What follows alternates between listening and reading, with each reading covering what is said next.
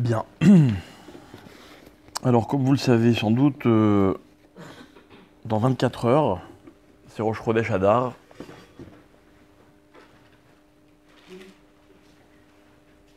Quoi? Mercredi soir.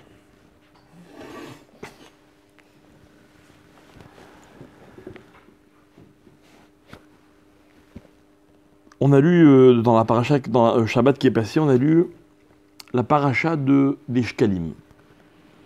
Ok.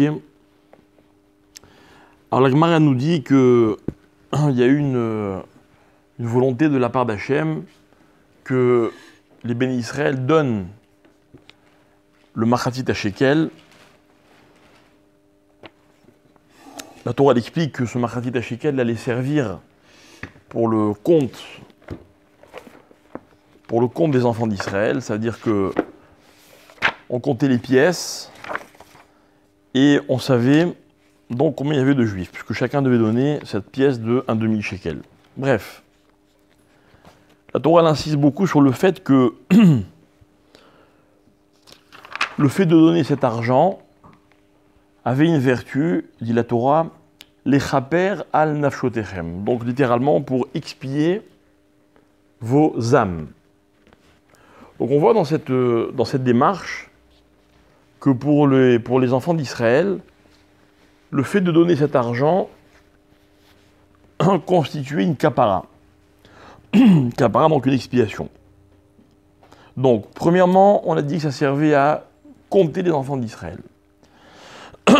Deuxièmement, ça servait à expier. Expier quoi? On va voir. Troisièmement, la Gemara, elle dit, c'était une façon de doubler la démarche de Haman. La Gemara, elle dit que Haman avait donné de l'argent pour que on tue les juifs. Donc chaque personne qui dénonçait un juif était récompensée par une somme d'argent. Alors nous aussi, on allait dépenser cet argent. Vous voyez, donc dans l'état d'esprit inverse de celui d'Haman. Bref, il y a plein de raisons, de notions qui se télescopent dans cette mitzvah du machatit à shekel, avec comme thème, on va dire, le plus simple et le plus qui va pour nous être la source de plus d'enseignement, c'est le fait de compter le peuple juif. Kol haover à la pekoudim, mi machatit à shekel, venatnu ish kofer nafsho lachem bifkod otam, et chacun donnera encore une fois le kofer de son nefesh, donc encore une fois l'expiation de son âme, bifkod otam, lorsqu'ils seront comptés. Comme vous le savez, dans la tradition d'Israël, le fait de compter, c'est jamais quelque chose de simple. On est contre le fait de compter les juifs. En même temps, on voit dans cette paracha que c'est une mitzvah de compter les juifs. On va essayer de mettre un peu d'ordre dans toutes ces notions-là. Alors tout d'abord, il y a un texte qui dit dans le Midrash que, dans la Gemara de Megillah, pardon, que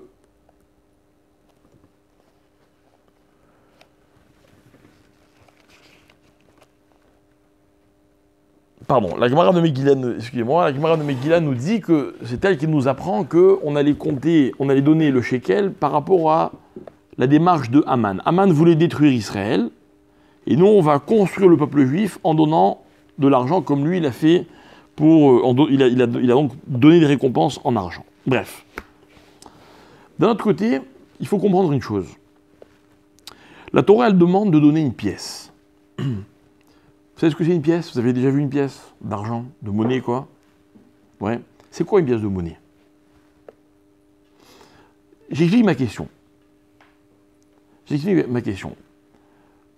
Lorsque Dieu a créé le monde, vous savez que tout repose sur des lettres, sur des chiffres. Ok? Les choses ont une valeur. C'est-à-dire, dans la création du monde par Hachem, par Dieu, les choses ont une valeur. Hein, mais cette valeur n'est pas liée à une monnaie. Le concept de la monnaie, de l'argent, en tant que, non pas en tant que métal, mais en tant que monnaie, ce sont les hommes qui vont l'inventer. C'est pas Dieu. N'est-ce pas? C'est-à-dire qu'il n'y a pas de pièce de Dieu, de monnaie de Dieu. Il y a les monnaies des hommes. Hein, ce qui fera dire à nos maîtres du Talmud que selon la Torah, écoutez bien, selon la Torah, un shavé kesef, ké kesef. J'explique. Ce qui vaut de l'argent, c'est comme de l'argent. Qu'en fait, le monde, il aurait pu fonctionner différemment. Plutôt que de créer des monnaies, on aurait très bien pu dire que si moi j'ai besoin d'1 kilo de sucre, et qu'1 kilo de sucre, ça vaut 200 grammes de café, ben je vous donne 200 grammes de café, vous me donnez 1 kilo de sucre. Ouais, vous l'appelez comme vous voulez. D'accord? Le principe, vous le comprenez, vous le connaissez, vous l'acceptez. C'est un principe simple. Un shavé kesef, ce qui vaut de l'argent, ké kesef. C'est comme l'argent. D'accord? Donc c'est bien le troc, n'est-ce pas? Ouais. À quoi ça sert qu'on ait inventé l'argent, la monnaie? Pourquoi on ne s'est pas suffi du troc? Ça simplifiait l'échange, quoi. Simplifiait le principe en lui-même. Le troc, on peut pas, il n'y a pas de valeur fixe. C'est comme par exemple, vous me donnez 3 morceaux de sucre pour 1 litre d'essence. Aujourd'hui, le litre d'essence, il vaut, je sais pas moi, 5. Et dans 8 jours, il ne vaudra que 4. Tu donnes 2 morceaux de sucre. Ben on s'en fout. Au moment de la transaction, on va au cours des choses. C'est pas précis. Non, c'est une question. Et, attends, une seconde. Mais C'est bien d'avoir une monnaie d'échange qui est plus petite. Moi, je pense que c'est une question de place. Pour mettre Un 3 lingot d'or, de ça sucre vaut à la banque. mais non, mais si moi j'ai une maison et que toi tu veux l'acheter, alors évidemment, je vais pas être d'accord de te la vendre contre 3 tonnes de sucre. Ah, mais 3 chameaux et 2. Voilà, 3 chameaux, 20 kilos de sucre, un petit terrain que tu as au bout du monde. Je sais pas, on peut toujours s'arranger. La raison, c'est comme il a dit lui, c'est que en fait, c'est pour simplifier les choses.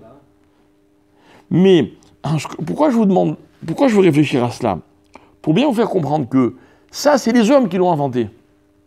C'est-à-dire que les hommes, ils ont trouvé, ils sont intelligents les hommes, ils ont inventé un système qui allait simplifier l'échange. C'est-à-dire qu'à la base, l'échange, il est fondamental. Tout dépend de l'échange. Il n'y a rien qui se fait sans échange. C'est dans le monde. Hein? Alors, on va voir une seconde. Alors, on va voir que dans le monde, dans la vie, malheureusement, c'est comme ça que la vie fonctionne, malheureusement, c'est donnant, donnant. D'accord? C'est-à-dire, je vous donne à condition que vous me donniez. Si ce que vous me donnez me convient, alors je vous donne ce que vous voulez. C'est comme ça. Pour que les choses soient plus simples, on a inventé la monnaie. D'un autre côté, vous me parlez de valeur fixe, mais je ne sais pas si vous avez remarqué, la monnaie, elle fluctue sans arrêt. Alors, par exemple, nous, on habite en Israël, ok, un tout petit pays, on est une petite bande d'Israéliens, on fonctionne avec le shekel. On ne peut pas fonctionner qu'avec le shekel. On est sans arrêt en train de voir combien vaut le dollar, combien vaut l'euro. Donc la monnaie aussi, elle fluctue. Donc en fait, on va voir que quoi? Et c'est là qu'on a la preuve que ça vient des hommes et non pas de Dieu. C'est qu'il n'y a pas une monnaie qui convient à tous les hommes. Les hommes s'organisent pour fixer la valeur de leur monnaie à eux.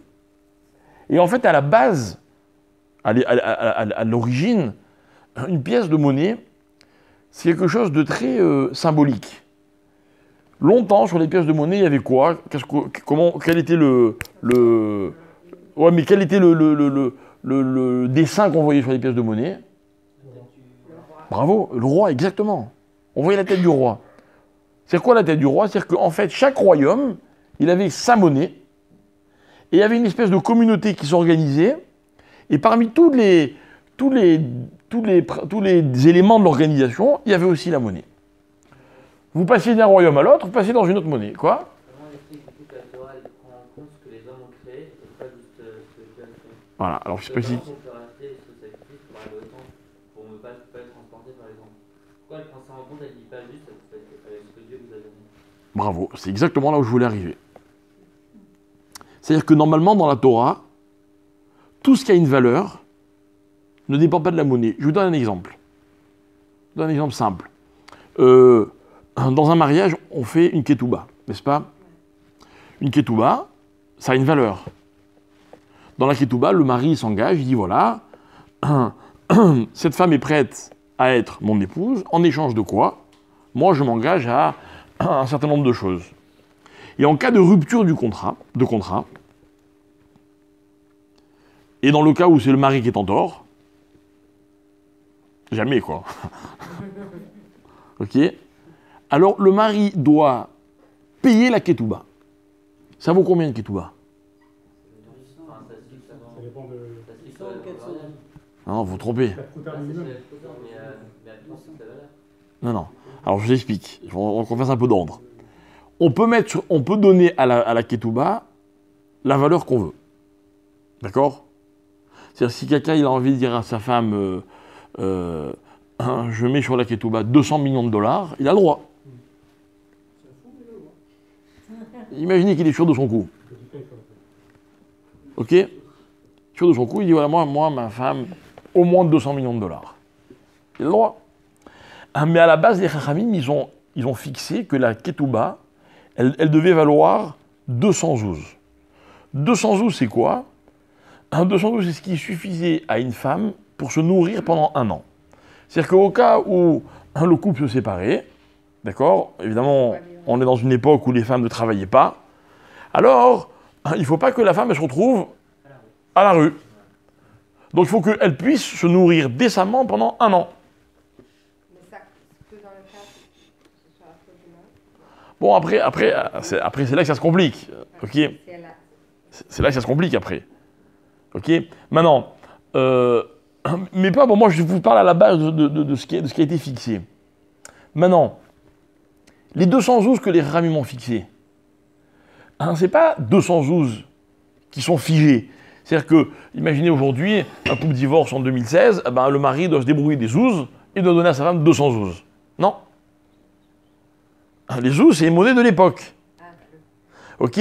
Maintenant, si on pouvait trouver encore des zouz et que le mari il pouvait donner à sa femme des zouz, la femme ne pourrait pas faire grand-chose avec ses zouz. D'accord? Donc qu'est-ce qu'on fait? Comment on fixe la valeur d'une ketouba? Le zouz, il représentait une certaine quantité d'argent, ça veut dire de l'argent, pas de monnaie, le métal, ok, ce métal précieux.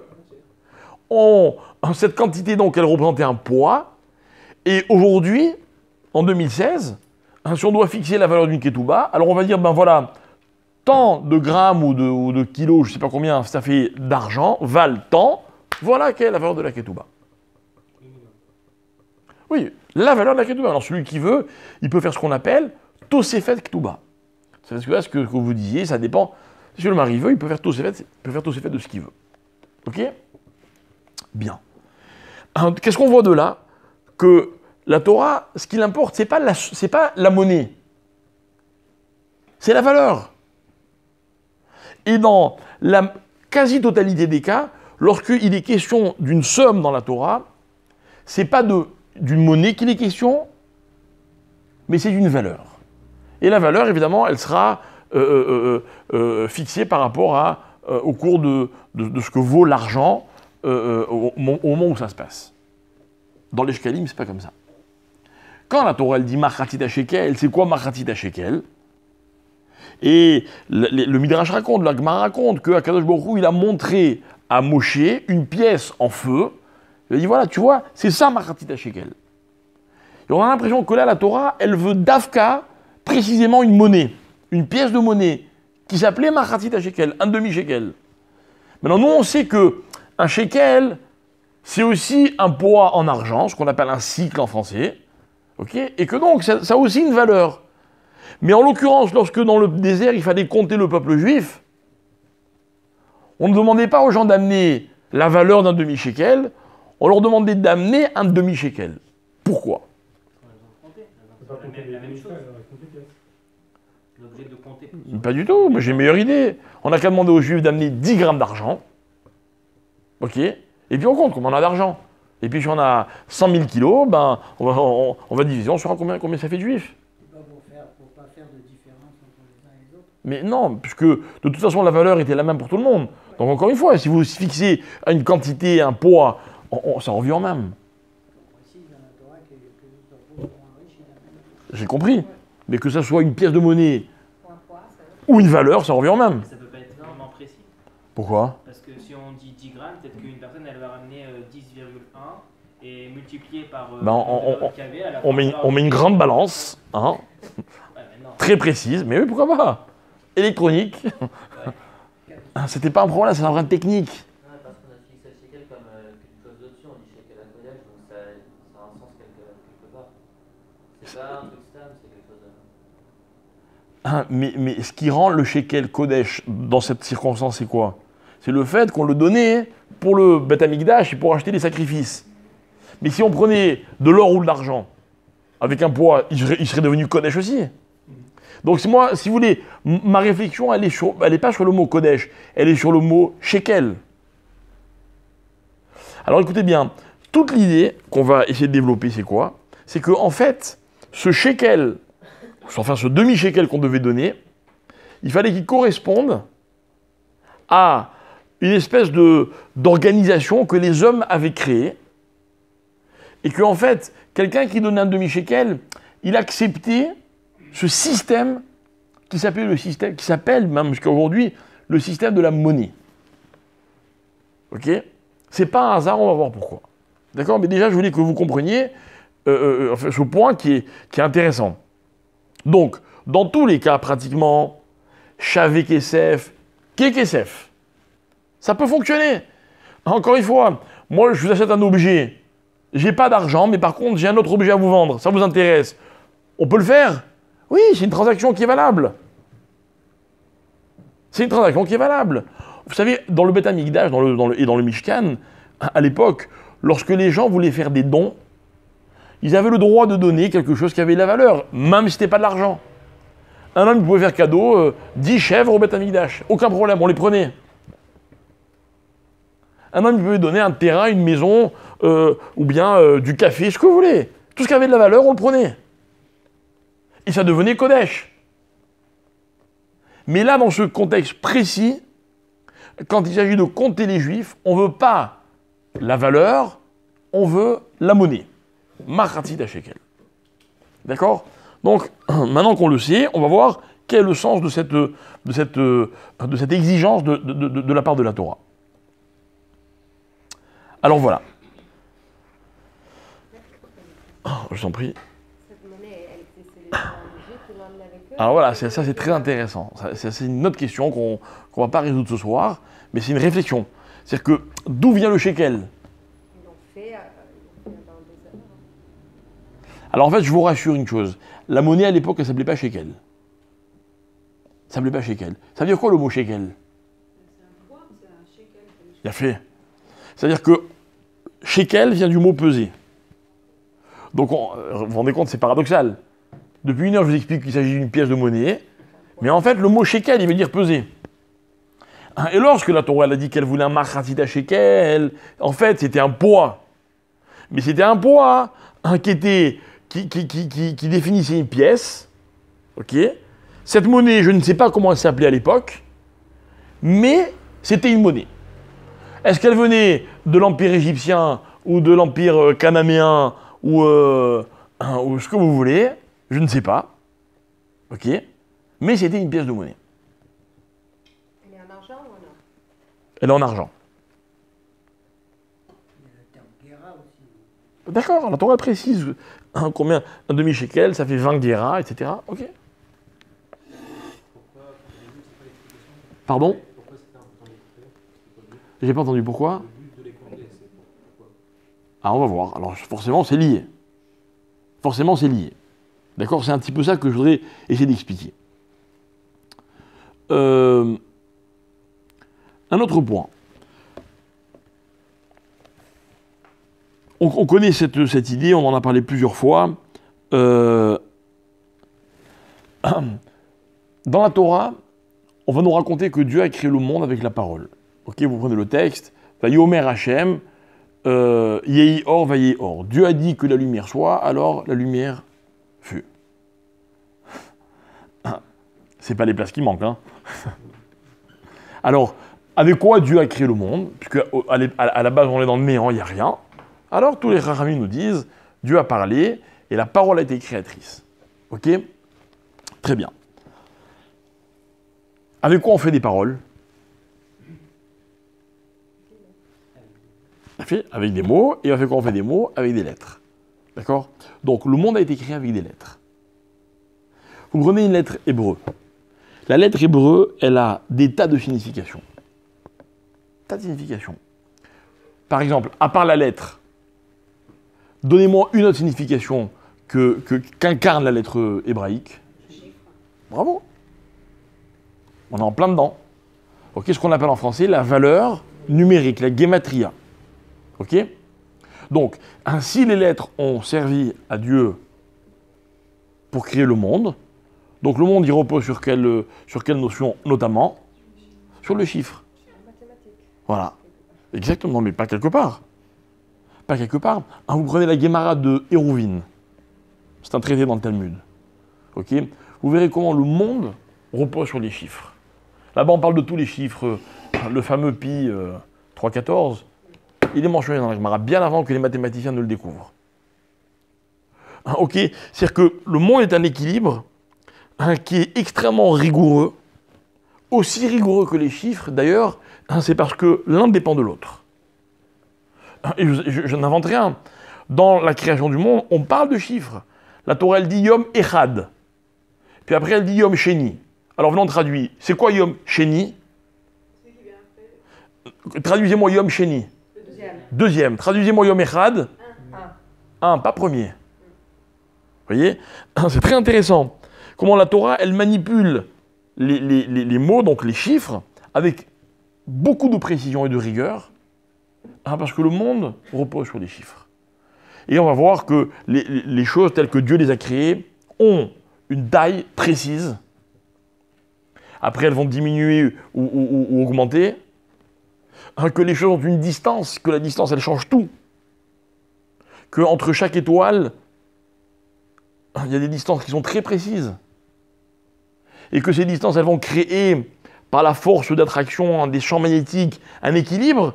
Si jamais la distance n'était pas respectée, le monde, il pourrait s'effondrer. C'est-à-dire que les éléments de la création, ils se détruiraient entre eux. Se détruiraient entre eux. Que la quantité d'eau qu'il y a dans le monde, par rapport à la quantité de tous les autres matériaux, va créer cet équilibre de masse qui, si jamais il était amené à varier un tout petit peu, le monde changerait. Ce qui fait peur aujourd'hui aux scientifiques, c'est qu'on se rend compte que dans les océans, il y a il y a une certaine quantité de glace, et que si cette glace venait à fondre, ok, la mer monterait, il y aurait plus d'eau dans le monde. Alors que là, la glace, c'est quoi? C'est de l'eau qui est mélangée à l'air, donc il y a un volume et un poids qui sont différents. Mais si tout ça changeait, le monde ne pourrait pas continuer à exister. C'est extraordinaire. Regardez, je vais vous donner un petit exemple pour que vous compreniez jusqu'où ça va aller. Vous savez que depuis, grosso modo, la destruction du premier temple, il n'y a plus dans le monde, il n'y a plus de prophétie, n'est-ce pas? Plus de prophétie. C'est-à-dire qu'on ne peut pas savoir l'avenir, c'est impossible. Si quelqu'un vous raconte l'avenir, d'après la Torah, c'est un charlatan, c'est un menteur. C'est pas forcément un menteur parce que peut-être que lui, il y croit. Mais c'est faux. Quelle est la seule prophétie? Voilà, vous êtes des gens intelligents, avec un esprit, cartésien, cohérent, n'est-ce pas? Vous y croyez, vous, à la prophétie? Ah oui. Ouais, racontez-moi. Racontez-moi. Par exemple, la réfléchir, c'est. Enfin, ça, je suis d'accord. Non, non, attendez, une seconde, attendez, je vous reprends tout de suite. Ce qui est écrit dans la Torah, je veux bien. Ah, mais aujourd'hui, la prophétie d'aujourd'hui. Voilà, c'est-à-dire que ce qui a été prophétisé il y a, à l'époque des prophètes, comme son nom l'indique, d'accord. Mais depuis, on ne peut plus prophétiser. Voilà. Bon. Donc, Il y en a rabbins qui disent qu'il peut arriver ça et tout. ben, demande-leur à eux. Moi, ces rabbins-là, je ne les connais pas. D'accord? Ou alors, c'est pas des rabbins, enfin peu importe, on s'en fout. C'est pas... Moi, je suis en train de dire le contraire. Non, Ok? mais quand on parle de la prophétie, on parle forcément de ce qu'il y a dans le Tanakh. Alors, je vous répète, ce qui est écrit dans le Tanakh, dans la Torah, c'est ce qui a été prophétisé à l'époque où il y avait des prophètes. Mais depuis ce jour-là, il n'y a plus de prophétie. Voilà. Donc, on est d'accord, il n'y a plus de prophétie. Ok? Dans le village de Jérusalem, on peut aborder la pauvreté. À moins que je l'ai mal étudié, je n'ai pas vu de prophétie dans le Messilat Yesharim. Dans le Messilat Yesharim, on va te dire que si quelqu'un il se comporte de telle façon aujourd'hui, il y a toutes les chances pour que demain il se comporte de telle façon. C'est pas une prophétie. C'est pas une prophétie. Quand c'est pas, Mais c'est pas des prophéties. oui, mais il dit qu'à la fin, si on a des candidats, il y a des gens qui arrivent à... Alors, ah, d'accord. Donc, si tu veux, il te dit comme ça. Si quelqu'un il arrive à franchir les 15 étapes, alors il peut peut-être arriver au niveau de la prophétie. Dès qu'il y en a un qui arrive à 14, tu m'appelles. D'accord? Voilà, mais juste, je te fatigue pas, il n'y a pas. Il n'y a pas de prophétie. N'est-ce pas? Donc, encore une fois, mettons-nous d'accord. Mettons-nous d'accord. Est-ce que vous organiseriez votre vie par rapport à une prophétie aujourd'hui? Non? Personne, il n'y a quelqu'un qui organise sa vie par rapport à une prophétie? Oui ou non? Ça dépend de la prophétie. Et de qui la À prophétie. définir plus précisément. Oui, c'est ça. C'est-à-dire que si demain quelqu'un il vient et vous dit voilà, je t'avertis, la semaine prochaine il va y avoir une guerre. Ok? Tout le monde va mourir, vaut mieux que tu quittes Israël. Vous quittez Israël? Pourquoi non? Peut-être c'est un prophète. Si quelqu'un vous dit voilà, telle action, contre toute attente, demain elle va flamber, je te conseille de mettre tout ton argent dans cette action. Vous mettez? Si c'est prophétique, non. S'il nous donne des raisons, oui. On parle de zèle. S'il te donne des raisons, c'est plus prophétie. Bah, ouais. Qu'est-ce que tu dis? Non, mais c'est mathématique pour l'action. Enfin, ça peut être prouvé. peut-être. T'as pas compris. Si tu arrives à me le prouver scientifiquement, c'est plus une prophétie. Donc là, oui, on parie. Voilà. Vraiment. Et encore, je suis pas sûr que vous mettriez tout votre argent. Et quand elle montera, vous direz, ah purée, mince, j'aurais dû mettre plus. Si moi, demain, je viens et je vous dis, voilà, quels sont les chiffres du loto, ok, mais attention, il faut jouer gros. Mettez tout ce que vous avez. Vous le faites? Tel cheval va gagner. Mettez tout ce que vous avez. On ne fonctionne pas avec la prophétie. N'est-ce pas? Sauf une prophétie. Il y a des prophéties qui intéressent tout le monde. Et que tout le monde prend en compte. C'est laquelle? Allez, c'est facile. Hein? Mais vous allez me dire, c'est pas une prophétie. Et pourtant, c'est une projection dans le futur. Mashiach. Non, Zèle. non. Mazal, c'est sûr que non. Mais non, c'est beaucoup plus simple. C'était vivant, dommage. Il n'y a pas un bulletin d'information sans qu'on vous donne à la fin la météo. Non, mais c'est vrai. Non, mais c'est pas une prophétie, c'est prouvé. Pourquoi c'est prouvé? Comment c'est prouvé? Ils mettent plein Ah oui. C'est pas prouvé. Ça Ils ont plein de stations météo de partout qui collectent des informations. Alors dites-le bien. C'est pas vraiment une prophétie. Alors c'est quoi? Comment ça s'appelle? Vision. Ouais, Mais une prévision qui est basée sur quoi? C'est un schéma, c'est un schéma. Alors écoutez bien. C'est un schéma mathématique. Ouais, exactement. Voilà. Non mais Alors que la prophétie, ça va. ça veut dire quoi? Ça veut dire que, écoutez bien, attendez, ça repose, L'économie aussi. Même la bourse, alors, c'est mathématique. Oui. c'est ce que je t'ai dit. Si tu arrives à me prouver, maintenant je vais le dire avec mes mots, si tu arrives à me prouver avec des chiffres que telle et telle chose va se passer, je suis d'accord. Je suis d'accord. Si tu me dis, voilà, demain il va pleuvoir parce que la pression atmosphérique elle est de temps et tel vent vient de telle direction, mais avec beaucoup de précision, alors je suis d'accord. Je suis d'accord. Moi, j'ai pas beaucoup de notions de météo, hein, mais j'ai appris un petit peu, en faisant de la voile, hein, tout repose sur la météo. D'accord? Et que c'est une science qui est extrêmement précise. Je suis pas étonné. Je suis pas étonné. Vous savez d'où je sais que c'est possible? Parce que dans la Torah, il y a marqué Yom Echad. Puis après, il y a marqué Yom Sheni. Hein, que lorsque Dieu a créé le monde, il a créé avec des chiffres. Avec des chiffres. Hein, que moi, j'ai beaucoup aimé le Talmud. J'aime le Talmud. Ok? Et la seule matière profane qui me rappelle le Talmud, vous savez ce que c'est?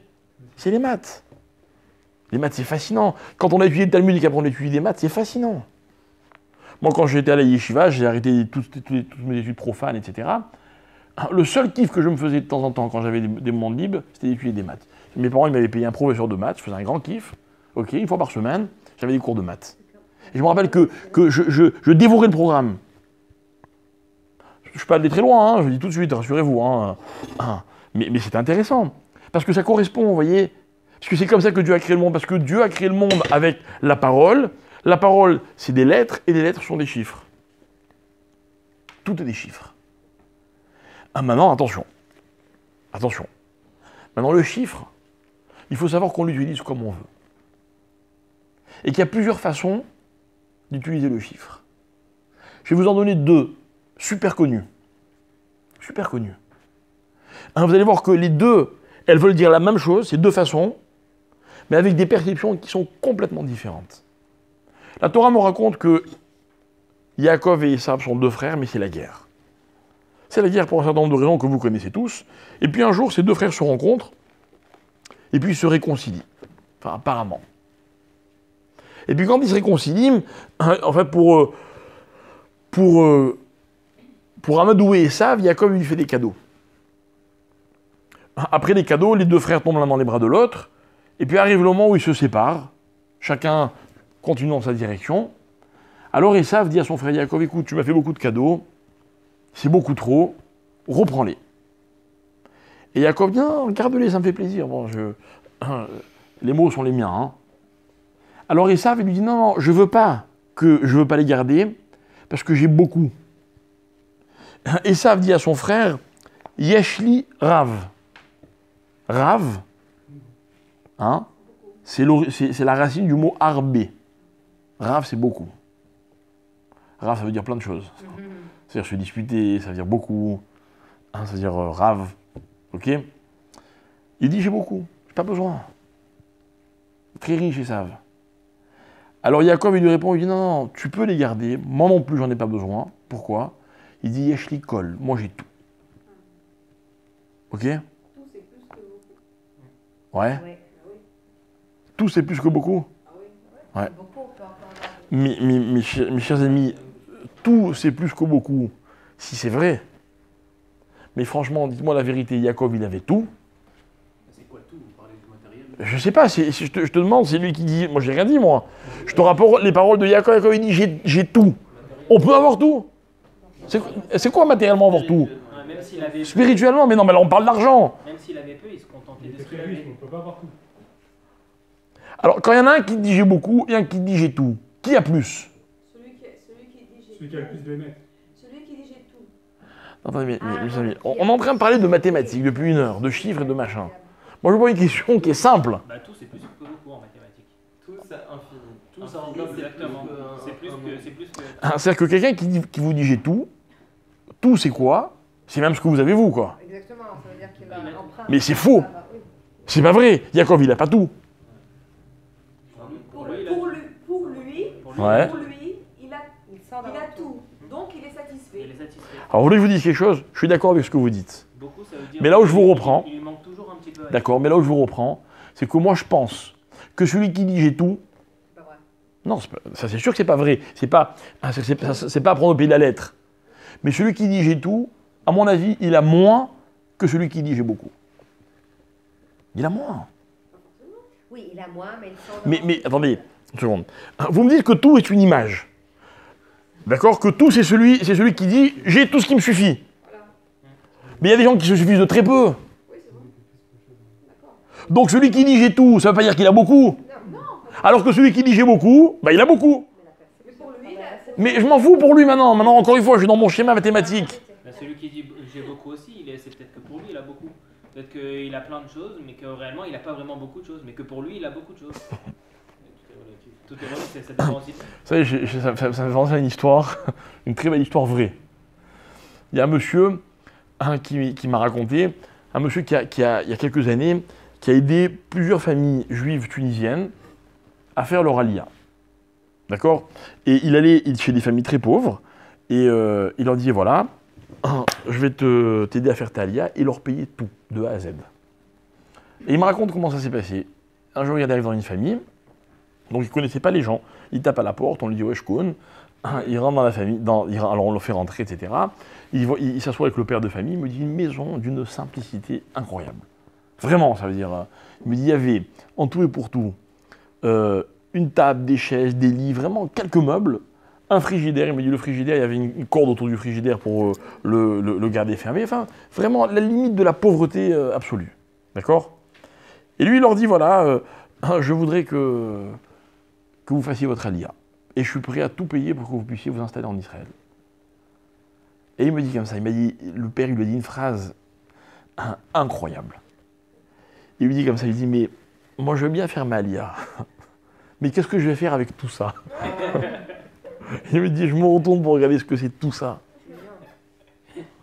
Je réalise que pour un homme, son frigidaire, son petit gaz, c'est tout pour lui. C'est tout. C'est beaucoup? Non, c'est pas beaucoup. Donc arrêtez de me dire que celui qui dit j'ai tout, c'est-à-dire qu'il a beaucoup. C'est faux. C'est faux. Voilà la différence qu'il y a entre les deux perceptions. Certains ont besoin d'avoir beaucoup. Et si Esav, il n'avait pas le sentiment d'avoir beaucoup, en fait, il n'avait pas réellement beaucoup, il n'aurait pas discuté, il aurait pris le cadeau. Il y a des gens, quand vous leur faites un cadeau, ils ne peuvent pas se permettre de le refuser. Mais qu'est-ce qu'il lui dit, Yaakov? Moi, je vais traduire les mots de Yaakov. Yaakov dit à son frère Esav, j'en ai pas besoin. C'est avec ou sans ça, j'ai tout. Moi, je me pose une question très simple. Cette question, je me la suis posée à l'école quand j'ai étudié ce texte. Lorsque Yaakov dit à son frère, j'ai tout, est-ce que c'est avant qu'il lui fasse le cadeau ou après qu'il lui fasse le cadeau? Et si c'est après, alors avant, il avait plus que tout? Voilà ce que je me suis demandé quand j'ai étudié ça à l'école. Et la réponse, je ne l'ai pas eu à l'école. La réponse, c'est quand des années après, j'ai étudié qu'en fait, pour Yaakov, la différence, la marloquette qu'il y a entre Yaakov et Esav, c'est qu'ils ont une autre perception de la quantité. Que pour Esav, ce qui compte, c'est d'avoir beaucoup. Alors que pour Yaakov, ce qui compte, c'est d'avoir tout. Mais tout, c'est pas un chiffre. Pourtant, il y a aussi un chiffre dans tout. Il y a aussi un chiffre. C'est que si le gars, il est heureux comme il est, mais un jour il faut qu'il paye sa facture d'électricité, et il lui manque cet argent, il lui manque 100 shekels, ben, il ne peut pas dire qu'il a tout. Le gars qui vous dit j'ai tout, il faut quand même qu'il ait de quoi manger, de quoi s'habiller, de quoi fonctionner, quoi. Donc tout aussi, c'est un chiffre. Mais entre le chiffre tout et le chiffre beaucoup, il y a une différence de conception, de perception des choses. Et la marloquette qu'entre Yaakov et Esav, c'est que Yaakov, il n'a pas d'objectif. Regardez la différence. Regardez, je vais vous expliquer comment on compte pour arriver à tout et comment on compte pour arriver à beaucoup.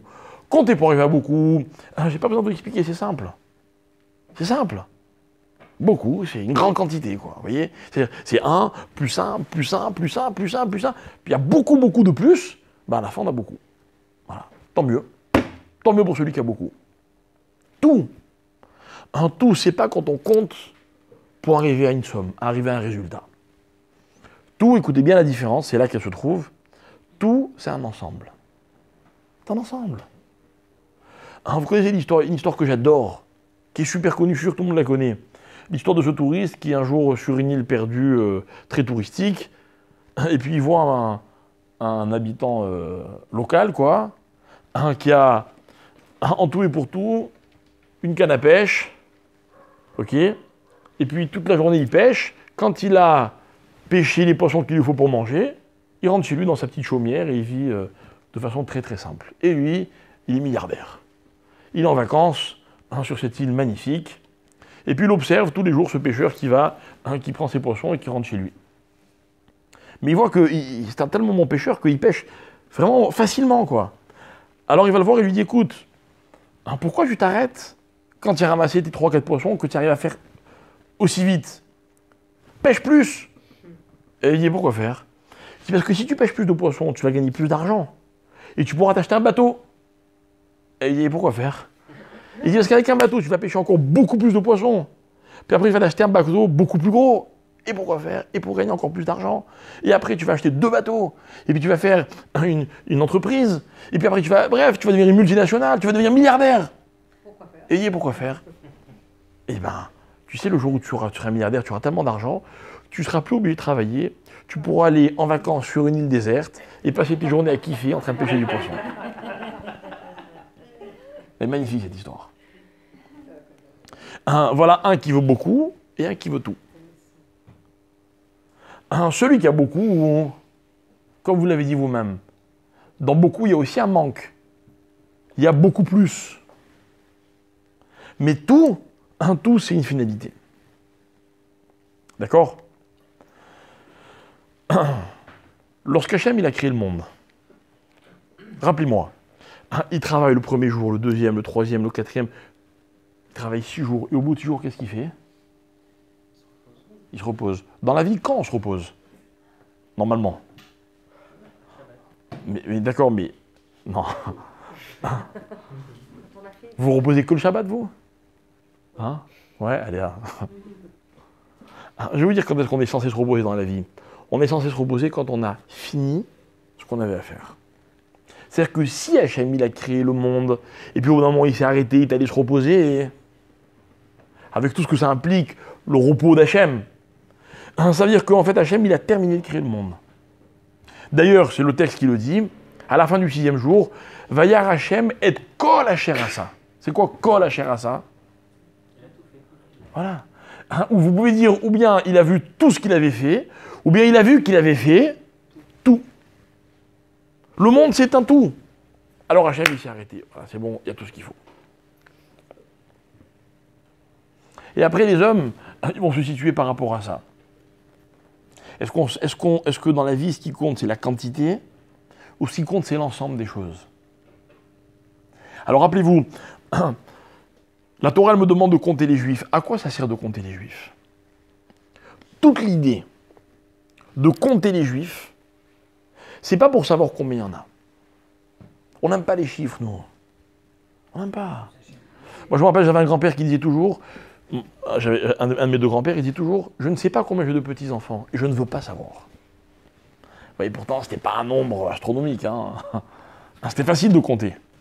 Il ne voulait pas savoir, vraiment. Et des fois, on s'amuse, on lui dit, papy, un tel, il a 4 enfants, l'autre, il a des enfants. Arrêtez! Je ne veux pas savoir combien on a d'enfants. Il y a des gens qui ne veulent pas savoir combien ils ont d'argent. Et il y a des gens qui passent leur temps à compter leur argent. Moi, j'ai un oncle qui travaille dans l'immobilier à Jérusalem. Et un jour, on parlait d'une famille qui a beaucoup de biens dans Jérusalem, des Israéliens. Et il me disait, ah oui, je connais très bien ce monsieur. Il me dit, ce monsieur, environ tous les 2-3 ans, il me demande de mettre en vente telle ou telle propriété. Et chaque fois que je demande un client, il dit, non, ça ne m'intéresse pas, je ne veux plus vendre. Et il me dit, en fait, il veut juste savoir combien ça vaut. Combien les gens seraient prêts à mettre pour acheter tel ou tel bien qu'ils possèdent. Je comprends. Je comprends. Mais ça vous arrive de compter votre argent, vous? Quand vous comptez votre argent, c'est quoi? C'est pour savoir combien vous avez ou combien il vous reste? Moi, c'est pour savoir combien il me reste, je vous dis franchement. D'ailleurs, en général, moi, quand on me parle de la somme de mon argent, c'est pour me rappeler ce que je n'ai pas. Allô, monsieur? Il manque tant sur le compte. C'est pas pareil. C'est pas pareil de savoir... Il y a des gens qui ont besoin de savoir combien ils ont. D'autres, non. Ce qu'ils ont, c'est tout. Et ce tout-là, c'est que tous les matins, ils se lèvent, ils ont de quoi manger. Alors, c'est vrai que ça fait un peu genre histoire à l'ancienne, vous voyez? C'est pas grave. C'est pas grave. Même si vous connaissez personne qui fonctionne comme ça. Même si vous pensez que vous fonctionnerez jamais comme ça. Mais il faut savoir que ça existe. Et quand la Gemara elle dit que la beracha, la bénédiction, elle n'existe que sur ce qui n'est pas compté, il faut savoir que c'est vrai. C'est vrai, je vais vous dire quelque chose. Quand vous avez de l'argent dans la poche, hein, imaginez, vous avez 1000 shekels dans la poche. C'est ce que c'est 1000 shekels? 1000 shekels, c'est pas 1001 shekels. C'est terrible. Il n'y a rien de plus cruel qu'un chiffre. Et si vous passez devant quelque chose, vous en avez vraiment envie, ok, une super paire de pompes, et la paire de pompes, elle vaut 1050 shekels, et vous allez chez le vendeur, vous dites, brasse, j'ai que 1000 shekels. Vous ne pouvez pas l'acheter, la paire de chaussures. Vous savez quoi? Vous n'allez même pas rentrer dans le magasin, et vous n'allez même pas rêver de la paire de chaussures, dire, j'ai pas assez d'argent. Il y a des gens qui ne savent pas combien ils ont. Ça les dérange de compter. Alors eux aussi, ils ne peuvent pas s'acheter la paire de chaussures. Mais tout leur fonctionnement, il est différent. D'ailleurs, en général, quelqu'un qui ne sait pas combien il a dans la poche, il ne regarde même pas la paire de chaussures. Il ne réfléchit pas comme ça. Il réfléchit différemment. Moi, un jour, il y a un monsieur qui m'a dit, il m'a dit, je vais te faire un don très important. Très important, vraiment. Un don en plusieurs dizaines de milliers de dollars. Et il me dit, mais à une condition.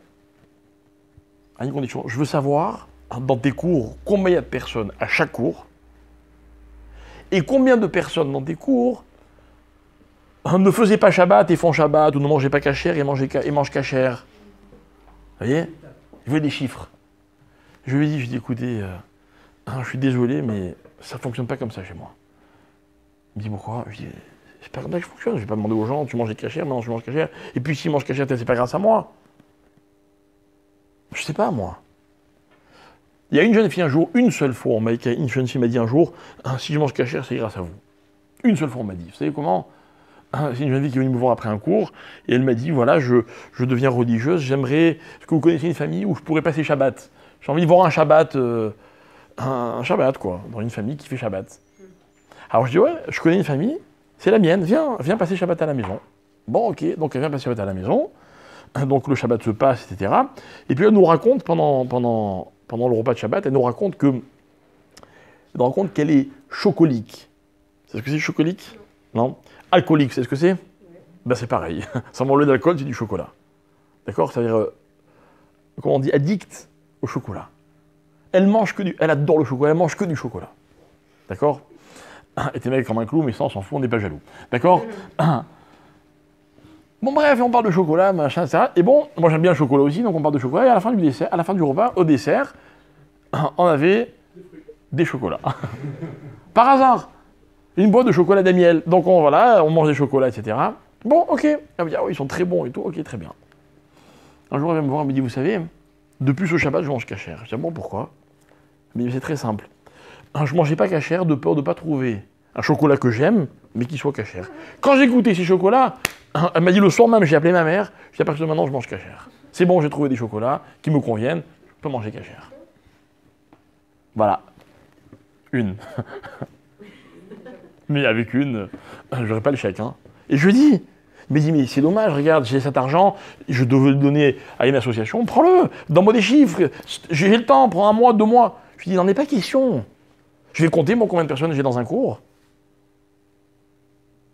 Ah, mais je m'enlève toute ma bracha. J'enlève la bracha à ceux qui viennent. On attend un résultat. Bon, ça fait 3 semaines, 3 mois, 3 ans que je viens au cours, alors si j'ai pas fait tel résultat, ah non, c'est un échec, c'est une réussite, c'est ça l'histoire. Très bien, j'ai pas de problème. Chacun, il fait ce qu'il veut. Mais moi, je peux pas. Je peux pas fonctionner comme ça. Moi, j'estime que le chiffre, il est indispensable dans la vie, mais il est d'une rigidité qui peut tout gâcher. C'est comme, imaginez, vous dites à quelqu'un « je t'aime » et il vous dit à combien? Jusqu'où, quoi? Il y a un chiffre? Est-ce qu'on peut donner un chiffre à l'amour, par exemple? Hein? Mais c'est dramatique que vous puissiez même hésiter, réfléchir. Vous savez, moi sur ma ketouba, quand je me suis marié avec ma femme, j'ai pas mis de chiffre. Pas mis de chiffre. Les Chachamim, ils ont décidé 212, c'est 212. Je vais mettre un chiffre, je suis fou. Je vais dire, bon, allez, tant, et pourquoi pas plus? Et quand je mets plus, on va me dire, mais c'est tout, mais encore plus. Mais si je décide d'un chiffre, je ne sais pas lequel décider, où je m'arrête. Je peux pas. Je crois que les Chachamim ont décidé pour Oui, 212, point. 212, les Chachamim, ils ont institué que c'est la somme. Combien ça fait, combien ça vaut? Putain, alors c'est même pas un calcul, quoi. On n'est pas là pour en parler.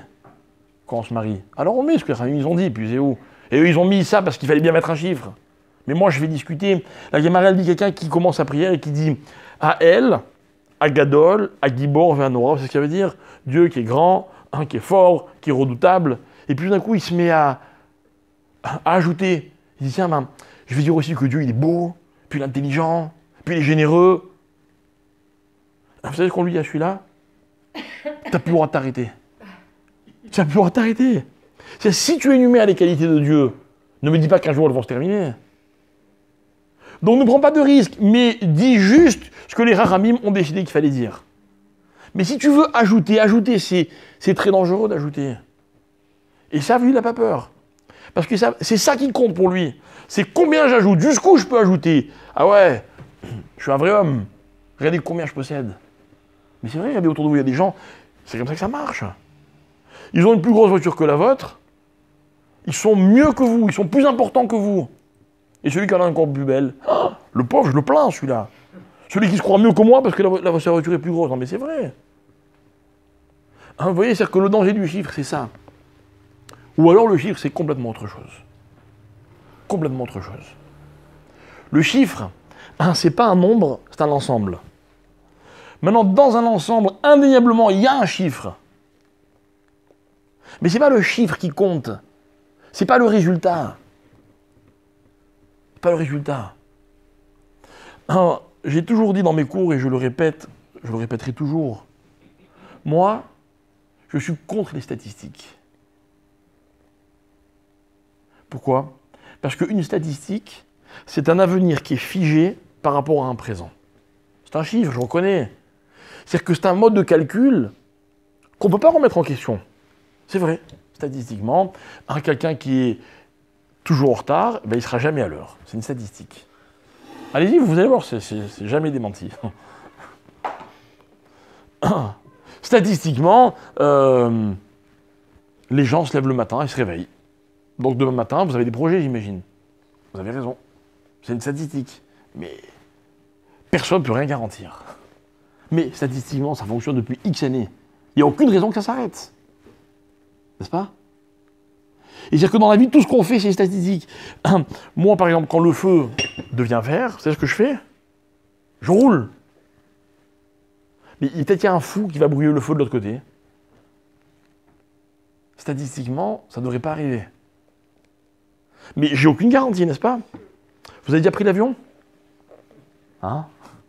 Vous savez le nombre de vis dans un avion qui peuvent être défectueuses et qui peuvent causer un crash aérien dans l'avion dans lequel vous êtes assis en train de voyager. Mais c'est vrai. C'est vrai. Statistiquement, ça devrait fonctionner, quoi. Alors on y va. Moi, par exemple, quand je suis sur la route et que devant moi il y a une voiture qui freine, vous savez ce que je fais? J'appuie sur le frein et je suis pas étonné que la voiture s'arrête. Mais pourtant, ça arrive que des fois les freins ne fonctionnent pas. Ça arrive. Mais statistiquement, c'est tellement rare qu'il n'y a pas de raison que ça arrive. Mais en même temps, est-ce que je peux fonder ma vie que sur ça?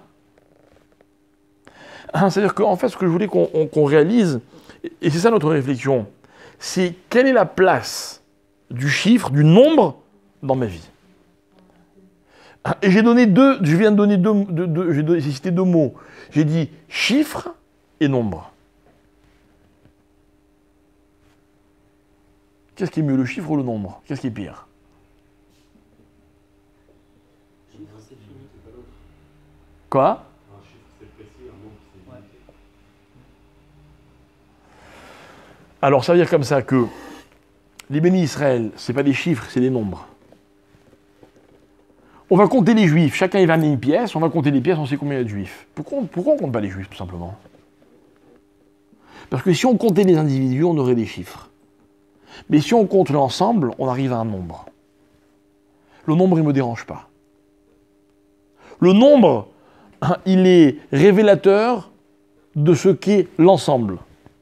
Si on compte les personnes, on va arriver au même chiffre. Je suis d'accord. Je comprends pas pourquoi il y en a- Mais parce que quand je vais compter 1, 2, 3, 4, 5, chacun il est un chiffre. Mais si je sais combien j'en ai en tout, j'arrive à un nombre. Évidemment qu'à la fin, on va dire en hébreu, j'ai un mispar. Évidemment. Mais ce mispar, il est là pourquoi? Il est juste là pour savoir si un tel et un tel et un tel font partie de l'ensemble. Mais pas pour savoir quelle est ma place dans l'ensemble. C'est-à-dire que je fige pas la notion. La notion, elle m'aide parce qu'elle a un sens. C'est la différence qu'il y a entre rave et col. Un col, c'est pas figé. Rave, j'espère que ça va augmenter. Alors regardez. L'idée, c'est la suivante. L'idée, c'est que l'individu dans la vie, dans le monde, l'individu, c'est un chiffre. La communauté, c'est-à-dire la collectivité, c'est une autre dimension, c'est un nombre. Qu'est-ce qui vaut plus? Des individus ou une collectivité? Qu'est-ce qui est plus fort? Collectivité, c'est évident. Il n'y a pas de safek. Prenez une armée. Une armée, elle est forte. Pourquoi? Voilà. Parce que c'est pas des individus. Parce que chacun, il va jouer un rôle à l'intérieur d'une collectivité. Chaque rôle est important. Mais chaque rôle n'est important que parce que les autres, ils font aussi leur rôle. Vous voyez, un soldat, il ne peut pas dire « j'ai gagné la guerre ». Il peut dire « on a gagné la guerre ». Alors en fait, écoutez bien. Tout le but de compter les Juifs, c'est de créer une collectivité. Alors qu'est-ce qu'a fait la Torah? Elle donne une mitzvah. Parce que c'est une mitzvah, c'est un ordre. Attention, chacun doit donner sa contribution, le demi-shekel. Comme vous l'avez dit tout à l'heure, le pauvre ne peut pas donner moins, le riche ne peut pas donner plus. Pourquoi? Parce que, on est tous égaux. Parce que ce qui compte, c'est pas l'individu, c'est l'ensemble. Regardez, il y a marqué dans la Guémara quelque chose d'invraisemblable.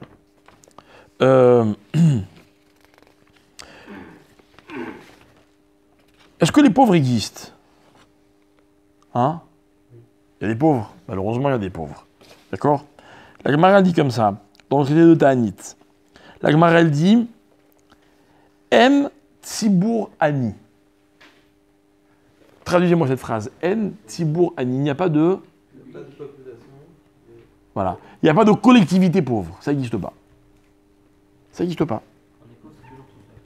Comment? Quand on est pauvre, c'est toujours seul quand on est pauvre. Quand on est pauvre, c'est-à-dire que le seul pauvre possible, c'est l'individu. Mais dans une collectivité, quoi? Alors dans une collectivité, moi, je pourrais comprendre cette phrase en disant comme ça que dans une collectivité, il y a toujours un riche qui va donner aux pauvres. Vous voyez, on va partager, on va s'entraider. Donc du coup, personne n'est vraiment isolé. C'est vrai, c'est vrai. C'est vrai que grâce à la générosité des uns et des autres, le riche va donner de l'argent au pauvre, le pauvre il va lui donner de son savoir ou de ce que vous voulez. On va échanger, comme on disait tout à l'heure au début du cours, puis personne n'est pauvre. Ok? Alors que l'individu, le pauvre, il va rester pauvre. Mais la Gemara, elle dit encore autre chose. Elle dit par exemple, écoutez bien, Tfilat Tzibur Leolam Enanim Eset. En d'autres termes, la prière de la collectivité, elle est toujours entendue par Dieu. C'est-à-dire que moi, je vais vers Dieu, je lui demande quelque chose. Qu'est-ce qu'il dit Dieu? Quelle est sa réponse à Dieu? Ou plutôt, avant de me répondre, qu'est-ce qu'il va faire? Il va analyser mon cas. Ah, lui, il veut ça. Bon, on va voir. Il mérite pas. C'est bien pour lui, c'est pas bien pour lui. C'est le moment, c'est pas le moment. Mais là, je viens de vous apprendre quelque chose d'incroyable. Quand c'est tout le peuple qui prie, Dieu ne peut pas faire autrement que d'écouter. Sauf si ce que le peuple demande va créer l'effet inverse, c'est-à-dire que ça va détruire la collectivité. Mais ça, c'est pour me laisser une porte ouverte. Si vous me demandez, ah, mais pourtant, il est arrivé qu'on demande tous et puis ça ne fonctionne pas. Ok, mais la prière du Tzibour, elle est toujours prise en compte. Autre exemple, c'est le dernier que la Gemara donne. La Gemara dit comme ça, En Tzibour Metim. C'est-à-dire qu'un peuple ne meurt pas. Un Tzibour ne meurt pas. Un Tzibour, il continue toujours d'exister. Ou alors, il se disloque et il n'y a plus de Tzibour. Ça, c'est possible, ça. Alors, où est-ce qu'on voit que En Tzibour Metim, concrètement, ça veut dire quoi? Alors, juste pour que vous compreniez ce que ça veut dire, la Torah donne une loi qui s'appelle la loi du hiboum. C'est ce que c'est le hiboum? Le hiboum, c'est lorsque Dieu préserve un homme meurt sans enfant et que cet homme a un frère. Donc, il est marié, d'accord? Le défunt. Il s'est marié, il n'a pas eu d'enfant et il est mort. Alors, la Torah dit que le frère du défunt a la mitzvah d'avoir une relation avec sa femme. Ok? Et la Torah dit, et ils auront un enfant, et cet enfant portera le nom du défunt. On ne dira pas que c'est le fils de son père biologique, on dira que c'est le fils de son père défunt. Et c'est comme ça qu'on le considère. Moi, vous savez, je connais une dame qui doit avoir maintenant, je ne sais pas moi, 75 ans peut-être un peu plus. Je la connais très bien. C'est la mère d'un de mes amis d'enfance. D'accord, moi j'étais le plus âgé dans ma famille, ou presque, et lui c'était le plus jeune dans sa famille. Nos parents n'avaient pas tout à fait le même âge, mais je me rappelle de cette dame, et je me rappelle de sa mère, cette dame. Sa mère, c'était une sainte. La famille n'était pas très religieuse, mais la mère était une sainte, une vraie sainte. Elle était tout le temps en train de prier. Elle avait des photos de rabbins dans sa chambre. Une sainte, c'est une femme incroyable. Et un jour, on m'a raconté que cette femme, elle était mariée, et puis son mari est mort alors qu'il n'y avait pas d'enfant. Et puis elle a fait hiboum avec le frère de son mari. Et puis elle a eu un enfant, c'est cette femme. Et cette femme, toute sa vie, quand elle disait mon père, elle parlait de celui qui était mort avant qu'elle soit conçue. D'accord? Ça existe. Ça existe. C'est encore actuel l'histoire. Bien sûr. Bien sûr. Il s'est déjà marié. Ça change rien. Il doit faire la mitzvah. Mais... ah oui, c'est une mitzvah, t'es dur. Mais sans se marier. Doucement, calmez-vous. Sans se marier. Sans se marier, c'est-à-dire qu'en fait, je vous explique. On va y arriver. Non, mais qu'on comprenne le contexte. Cette femme-là n'a pas droit d'épouser un autre homme. Elle n'est pas veuve. Elle est veuve, mais rattachée à son beau-frère. D'accord? Donc, vous me suivez. C'est-à-dire que si cette femme-là, elle va avec un autre homme, ça s'appelle un adultère.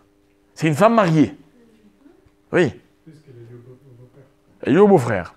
Maintenant, le beau-frère, il est censé avoir un rapport avec elle, et puis après, alors je ne me rappelle pas s'il doit lui donner un guet ou pas, parce que je me rappelle que c'est une marloquette. Ok, bon, finalement, les amis vont conclure, je crois qu'il donne un guet, mais après, ils ne sont pas censés rester ensemble. Une seule fois. Non. Non. Mais enfin, ça reste une mitzvah qui est très difficile à faire. Comme vous avez dit, s'il est marié, la femme, elle n'acceptera jamais un truc pareil. Alors la Torah, elle a donné une porte de sortie, ce qu'on appelle la chalitza. La chalitza, c'est quoi? C'est que, en fait, le beau-frère, il doit dire, devant le Beddin, et pire, la Torah, elle dit devant toute la ville. Vous voyez, si la Torah elle avait été donnée maintenant, on dirait devant les télévisions. C'est-à-dire qu'il faut que tout le monde sache que cet homme refuse de donner un enfant à son frère. Alors on fait ce qu'on appelle la khalitza. Et la khalitza, c'est toute une procédure, etc., qui a beaucoup été critiquée, qui est beaucoup critiquée malheureusement très souvent. Mais je ne veux pas soulever le débat. Peu importe, si vous voulez en parler une autre fois. Et donc voilà pourquoi, en général, ça ne se fait pas. En tout cas, de nos jours, c'est très très rare pour ne pas dire ça n'existe quasiment jamais. Alors justement, pourquoi Kadosh Baruch Hu a donné une mitzvah aussi difficile à accomplir? Je veux dire dans le sens où il savait forcément que ça posait des tas de problèmes psychologiques. Mais pourquoi vous dites ça? D'où vous savez? Vous savez, la Torah, elle autorise la polygamie. Donc déjà, on est dans un autre mode de pensée. À l'époque, mais pas aujourd'hui, je veux dire. Aujourd'hui, c'est inconcevable. Mais On n'est pas d'après la Torah, aujourd'hui, la polygamie est autorisée. Mais pas pour les Ashkénazim. Rabbeinu, comment il s'appelle Rabbeinu Gershom, il a institué qu'on se marie plus avec plusieurs femmes. D'accord? D'après certains, hein, le Chayam de Rabbeinu Gershom, il était valable, je crois, 100 ans, qui sont d'ailleurs révolus. Maintenant, les Chachamim de nos jours, ils interdisent qu'on ait plusieurs femmes. C'est les Chachamim qui interdisent. Pourquoi? Parce que comme vous le dites vous-même, c'est plus adapté du tout. C'est plus adapté du tout. Donc déjà, la Torah, lorsqu'elle donne cette loi, on est dans un autre contexte. Mais à part ça, il faut juste que vous sachiez une chose. C'est que un homme quitte ce monde. Il ne laisse pas d'enfant. On dit au frère, si tu es d'accord d'avoir un rapport avec cette femme, tu fais cadeau un enfant à ton frère. Et si la femme, elle veut pas. Pareil, elle peut refuser la femme. On va faire khalitsa. D'accord? C'est-à-dire que c'est pas non plus anodin, quoi. C'est-à-dire qu'on va considérer que cet homme, il laisse une descendance dans le monde. Ah, vous allez me dire, non, mais c'est pas ses enfants. C'est pour ça que je vous dis, laissez tomber. Je veux pas qu'on développe tout le sujet qui est très très intéressant, qui est vraiment passionnant. La Torah, elle est...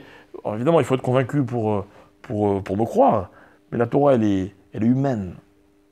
Ok? Bref. Moi, ce que je voulais vous dire, c'est la chose suivante.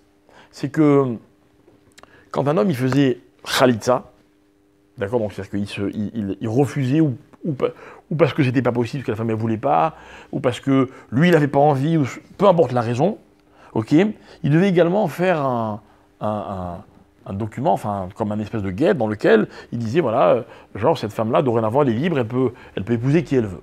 D'accord? Et dans ce texte-là, il est écrit comme ça. Bon, alors tel jour, etc., à tel endroit, à la date, machin, etc. On va dire comme ça. Attendez, c'est l'araméen. Donc devant un beddin, Madame un tel, fille de un tel, d'accord, est venue chez nous et l'épouse de un tel et un tel, d'accord, donc l'épouse du défunt, ok, et elle disait comme ça, un tel fils d'un tel, frère de un tel fils d'un tel, donc maintenant c'est le beau-frère qui est vivant, le frère qui est vivant, ok,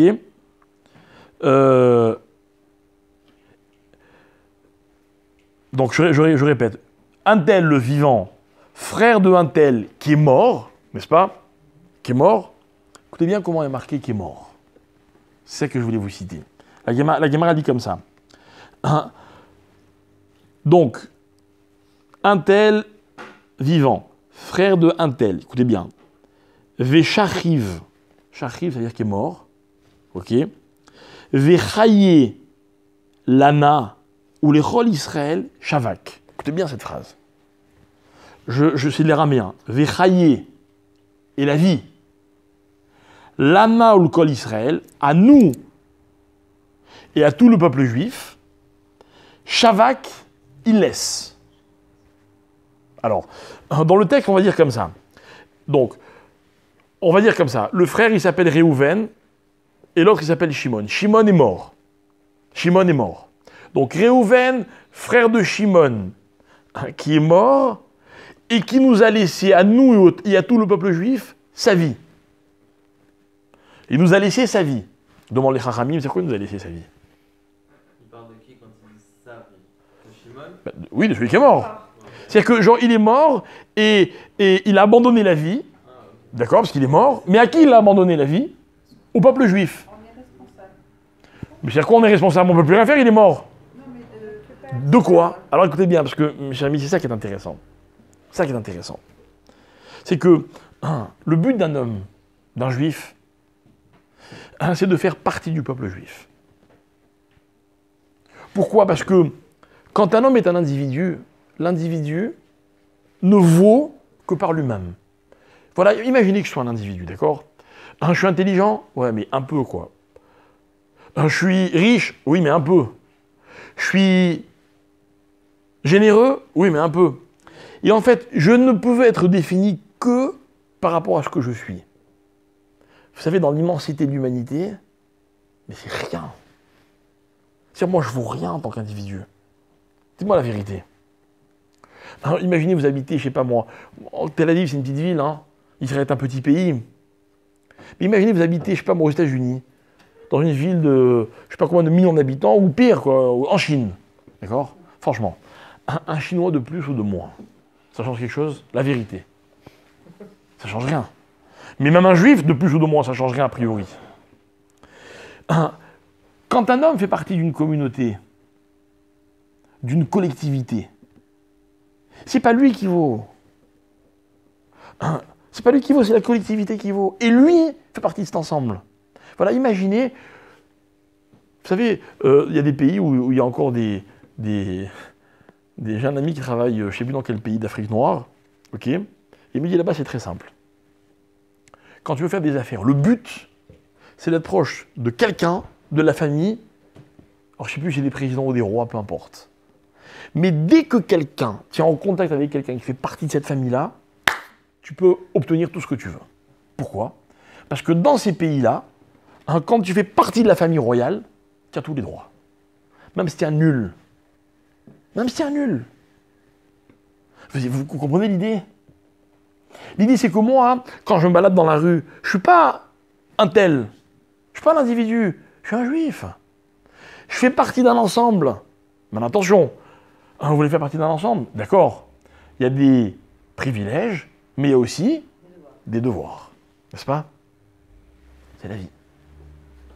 Un soldat, imaginez un soldat qui est fier de faire partie de Tzahal, bah, il y a des devoirs, quoi.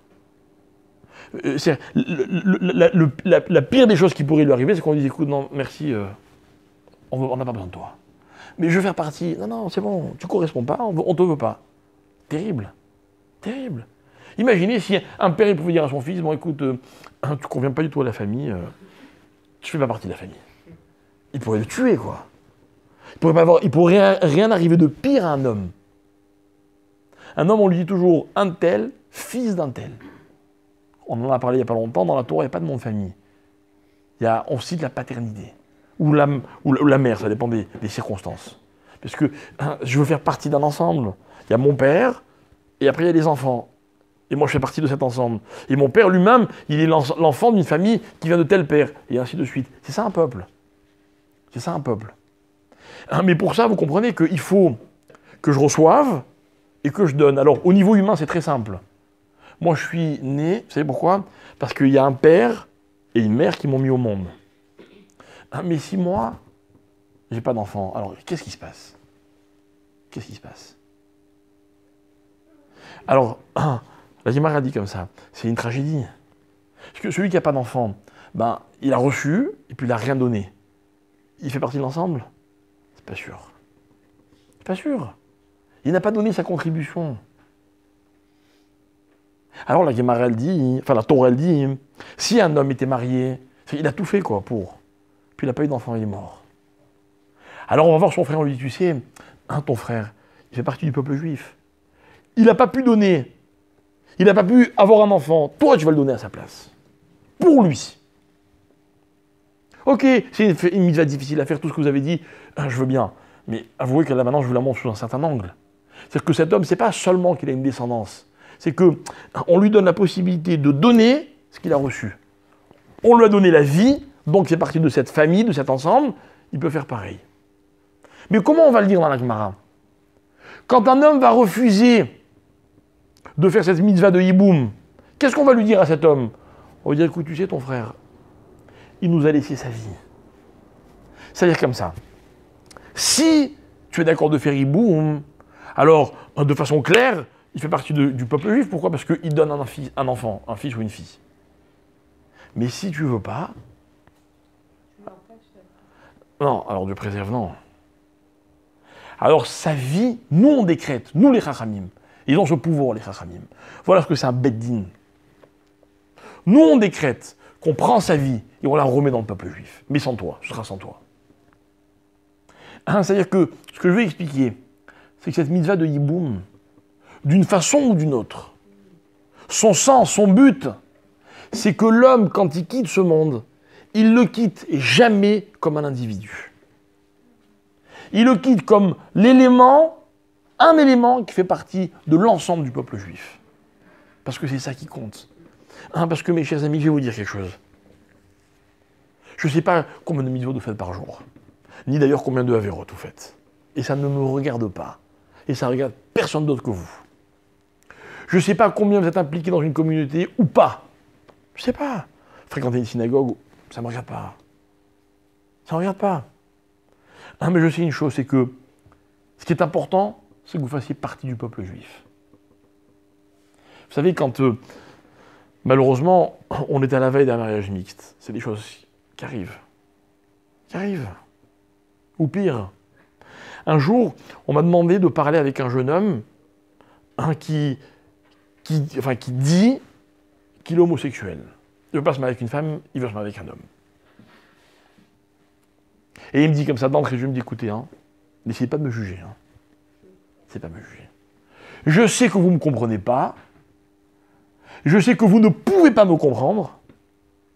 Mais je vous certifie que je ne peux pas être différent. Bon, ok. Donc, déjà, il y a un débat qui n'a pas lieu d'être. Ok ? Alors, bien avant, vous savez quoi ? Qu'est-ce que vous allez me dire ? Je suis prêt à vous écouter. Alors moi, je dis cette chose-là. Je dis, regarde.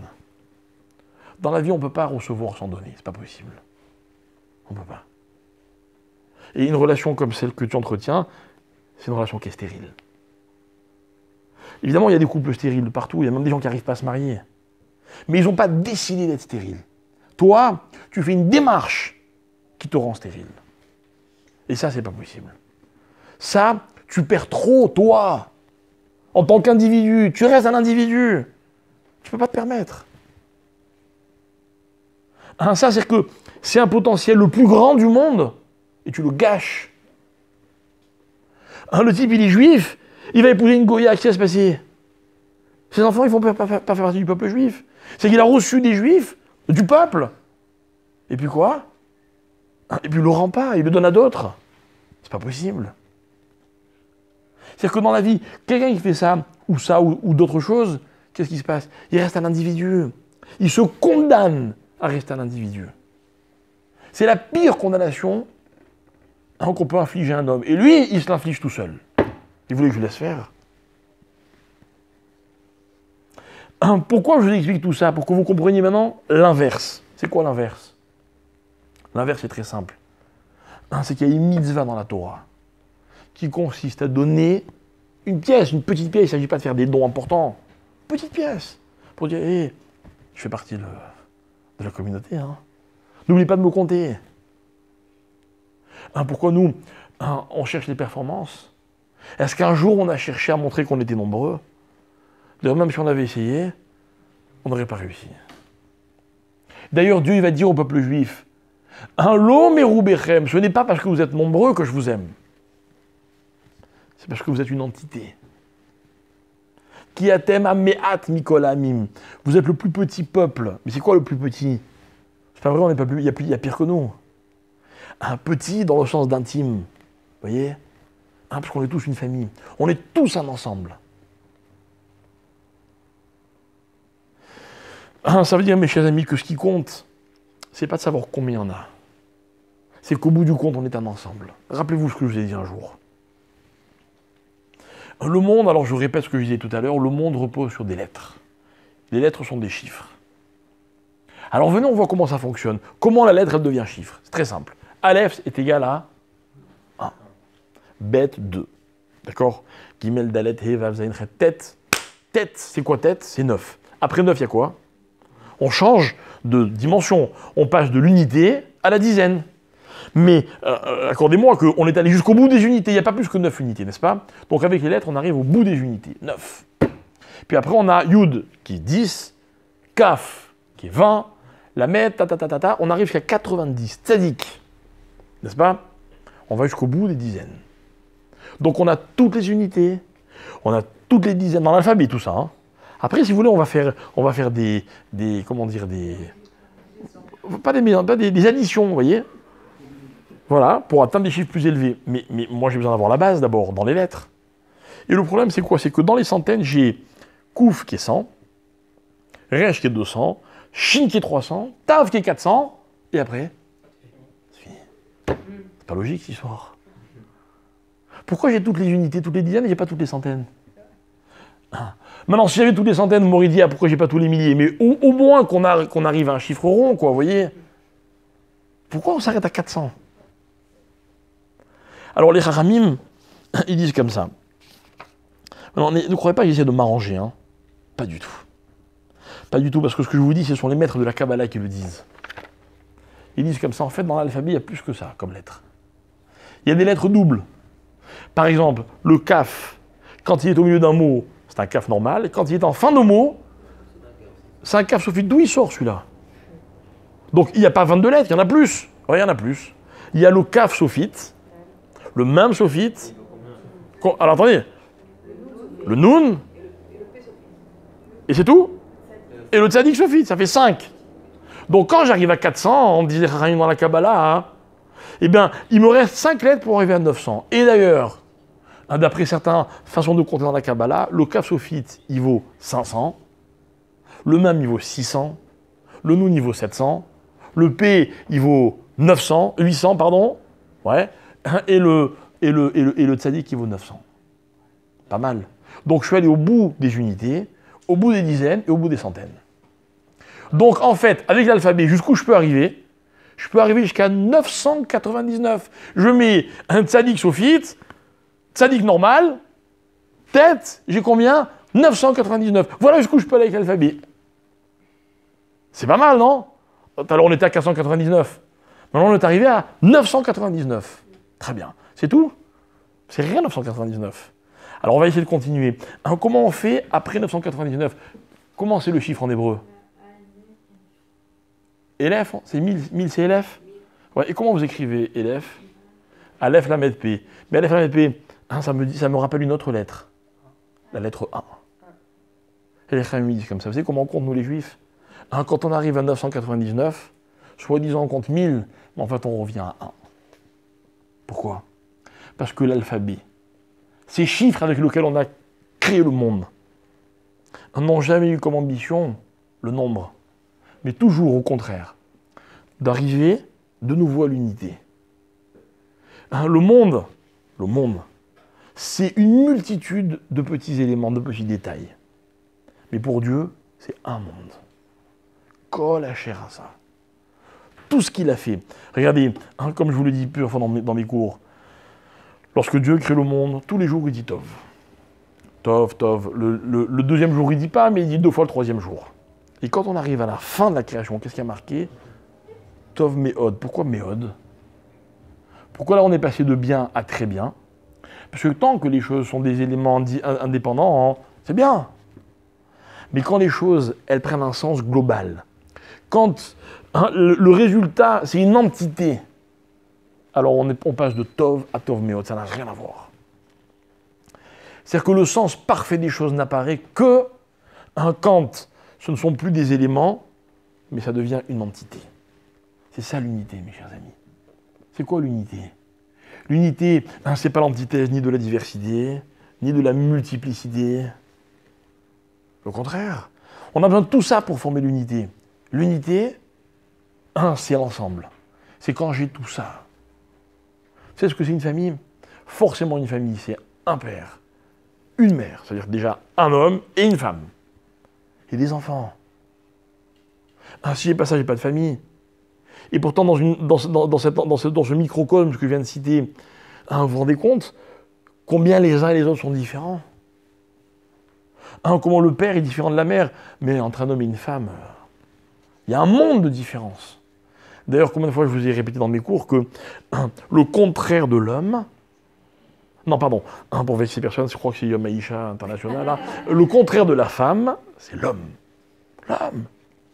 Aujourd'hui, j'ai entreaperçu un article, enfin un titre, parce que c'est pas un sujet qui me passionne, je vous dis franchement. où il disait pourquoi l'égalité? Pourquoi l'égalité des femmes? Et pourquoi pas la supériorité des femmes? Non, on est d'accord, hein? On est d'accord. Mais quand elles auront la supériorité, elles voudront quoi après? Vous vous rendez compte, c'est dramatique de toujours se définir par rapport à un élément de mesure. Moi, je vais vous dire quelque chose. Hein. Moi, quand j'étais petit, la pire d'insulte, c'était qu'on me disait t'es une femmelette. Mais je suis sûr que pour les petites filles, la pire des insultes, c'est quand on leur dit t'es un vrai garçon. Parce que c'est la diversité qui fait l'harmonie. Mais la diversité, elle n'empêche pas l'unité, au contraire. L'unité, c'est l'ensemble des choses. L'unité, c'est pas un chiffre. Mettez tout ce que vous voulez, autant que vous voulez, à une condition, c'est que le résultat en soit un ensemble. Une unité. Et ça, je voulais que vous sachiez, mes chers amis, que c'est une mitzvah de la Torah. Maintenant, si la Torah l'avait choisi, je reviens au début de notre cours, si elle avait choisi Shavé Kesef, Kekesef, si elle avait choisi plutôt une valeur qu'une monnaie, on aurait dit oui, c'est vrai, ça c'est les calculs de Dieu. Dieu, il n'a pas choisi la monnaie, il n'a pas créé la monnaie, Dieu, il a créé la valeur des choses. Alors qu'est-ce qu'il dit Dieu? Il dit, moi, vous les hommes, vous avez créé la monnaie. Vous allez utiliser votre invention. C'est quoi votre invention? Ça veut dire que, en fait, une monnaie, je vais vous dire ce que c'est une monnaie. Une monnaie, c'est une façon de définir une somme. C'est-à-dire comme ça. Si j'habite en Europe et que je suis milliardaire en euros. Mais si j'habite en Israël et que je suis milliardaire, il faut que je sois milliardaire en shekel. Parce que c'est ça mon pays. Parce que regardez dans votre tête, je ne sais pas d'où vous venez les uns et les autres, mais quand on vous parle d'une monnaie qui n'est pas la vôtre, quel est votre premier réflexe? De convertir dans la monnaie qui est la vôtre. C'est-à-dire que vous faites partie d'un ensemble, ne serait-ce que par rapport à la monnaie. Vous voyez ce que c'est la monnaie? La monnaie, c'est un chiffre que les hommes se sont imposés pour faire partie d'un ensemble, d'un accord qui a été établi entre les hommes. Voilà ce que c'est qu'un ensemble. Un ensemble, c'est quand vous et moi, on arrive à percevoir non pas ce qui nous différencie, mais au contraire ce qui nous unit. Ça n'empêche qu'on a des tas de différences. Après, les hommes, ils choisissent les différences qu'ils veulent. Mais rappelez-vous que vous avez des différences qui divisent et des différences, au contraire, qui enrichissent. Vous imaginez, vous voulez que moi, dans mes cours, je fasse des différences entre ceux qui font déjà Shabbat et ceux qui ne font pas encore Shabbat et ceux qui viennent souvent et ceux qui viennent pas souvent. Je dis à ce donateur, je dis, mais j'en veux pas ton argent. Il m'aurait bien rendu service, mais j'en veux pas. Parce que là, tu m'enfermes dans un chiffre qui va diviser, qui va différencier, alors que c'est tout le contraire. Alors que moi, mon kiff, c'est quand je viens à la synagogue. Vous savez, moi j'ai une synagogue à Jérusalem, et on me demande toujours, c'est quoi, c'est tunisien, marocain? C'est ce que je réponds? C'est ce que tu veux. Ce que tu veux. Et puis quand il y a un rabbin tunisien qui monte, et qu'il a fait un peu trop de thunes, et qu'il y a un marocain qui rêve, c'est ce que je dis au marocain? Je dis, la prochaine fois, fais-toi la prière. J'ai pas de problème. Et on va te laisser faire un marocain. Et même l'ashkénaze, s'il veut, il fera en ashkénaze. C'est ça le kiff d'une synagogue. Enfin, moi, je pense que le concept Beth Knesset, lieu de rassemblement, c'est pour montrer ce qui nous rapproche, pas ce qui nous divise. Moi, je crois que dans une prière, il y a un Dieu auquel on prie. Finalement, on demande tous à peu près les mêmes choses, quoi. C'est ça qui lui fait plaisir. Alors, les Juifs, mes chers amis, il fallait qu'ils payent pour entrer dans ce club. Mais ce n'était pas un club sélectif. Ce n'était pas un club pour les riches ou pour les pauvres. C'était un club pour tout le monde, dans lequel tout le monde devait payer la même chose. Alors, tout le monde devait être prêt à accepter qu'il y a une monnaie. Une monnaie. Parce qu'une monnaie, c'est très important dans un peuple. Une monnaie, ça fait partie de... Ça évoque quoi, une monnaie? Ça évoque qu'on s'est mis d'accord sur quelle base on va faire nos échanges. Sur quelle base je peux vous donner ce qu'il vous faut et vous pouvez me donner ce que je veux. Magnifique. Magnifique. C'est une mitzvah de la Torah. Cette mitzvah, mes chers amis, c'est juste avant le mois de Hadar. Pourquoi? Parce que rappelez-vous, et ce sera le mot de la fin, dans la Guémara, il y a une discussion. Quand est-ce que Dieu a créé le monde? En Tishri ou en Nissan? Bref.